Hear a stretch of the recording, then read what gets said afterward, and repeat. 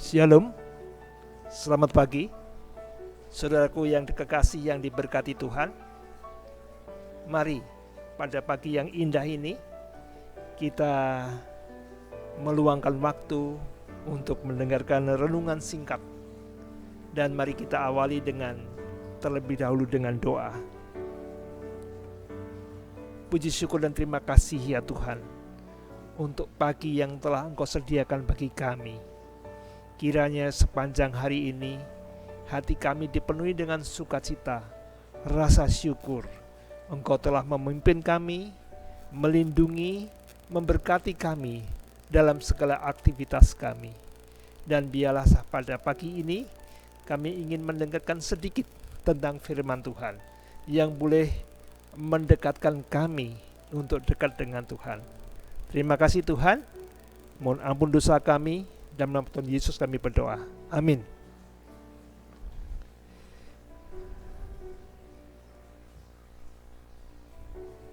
Di dalam sebuah ruang pengadilan, seorang hakim sedang mengadili seorang nenek. Hakim ini menyimak daripada tuntutan daripada jaksa penuntut umum yang menuntut sang terdakwa atau nenek ini telah mencuri singkong di dekat sebuah lahan pertanian milik satu perusahaan yang besar. Nenek ini dituduh mencuri singkong milik perusahaan yang besar itu sebanyak 3 kilo singkong. Dan setelah ditanya alasannya mencuri, ialah nenek itu mengatakan bahwa anaknya sakit dan tidak bisa mencari nafkah sehingga cucunya kelaparan. Lalu si hakim ini tidak bisa memberikan ampunan. Dia mengatakan, secara hukum saya penegak hukum harus menjalankan hukuman. Dan hukumannya adalah denda 1 juta rupiah. Kalau tidak bisa membayar, maka ibu akan dipenjara selama 2,5 tahun.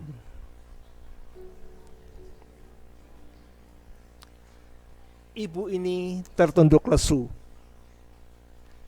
Bagaimana dia bisa mempunyai uang 1 juta? Untuk makan pun susah. Dan kalau tidak bisa membayar, dia harus mendekam di penjara 2,5 tahun. Bagaimana dengan anak dan cucunya nanti? Kemudian hakim ini yang menegakkan peraturan atau undang-undang harus dijalankan, mempunyai hati nurani. Lalu hakim ini membuka topinya dan merogoh dompetnya dan memberikan dari dompetnya uang 1 juta rupiah ke dalam topi ini. Lalu hakim ini mengatakan kepada hadirin, semua yang hadir di sini kami denda 50.000 rupiah setiap orang, karena sebagai warga kota ini telah membiarkan seorang penduduk, yaitu nenek ini, yang menderita kelaparan. Lalu menyuruh panitera mengedarkan topi daripada hakim ini untuk memungut tiap-tiap orang, tiap-tiap hadirin 50.000 rupiah.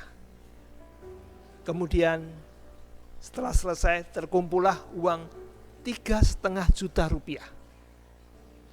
termasuk si penuntut, yaitu manajer dari perusahaan lahan pertanian itu juga dengan tersipu, dengan terpaksa dia memberikan juga uang 50.000 rupiah seperti yang diminta oleh hakim. Jadi setelah membayar denda 1 juta, nenek ini bisa bebas dan masih ada sisa uang 2,5 juta untuk dibawa pulang. Cerita yang menarik, yang mengingatkan kita bukan saja bahwa kita harus memperhatikan orang-orang yang berkekurangan, orang-orang yang kelaparan, tetapi cerita ini mengibaratkan bahwa Hakim Agung, yaitu Allah sendiri, telah berbuat melebihi hakim tadi yang memberikan uang 1 juta. Kita itu seperti nenek tadi yang duduk di kursi pesakitan, yang menjadi terdakwa karena dosa-dosa kita, dan tuntutannya adalah maut. Upah dosa adalah maut. Namun Hakim Agung itu melebihi hakim tadi. Dia sangat mengasihi kita sehingga dia merelakan dirinya untuk menggantikan kita agar kita dapat selamat. Ayat yang saya ambil terdapat di dalam Yesaya 53 ayat yang keempat. Tetapi sesungguhnya penyakit kitalah yang ditanggungnya, dari kesengsaraan kita yang dipikulnya. Padahal kita mengira dia kena tulah, dipukul dan ditindas Allah. Hakim Agung kita, hakim yang adil, menjatuhkan hukuman kepada kita, namun karena kasih-Nya dia menggantikan kita sehingga kita memperoleh kebebasan. Marilah pagi ini kita bersyukur dan lebih dekat dengan Tuhan, menjadi berkat dalam kehidupan kita, menjadi berkat bagi sesama kita. Tuhan memberkati.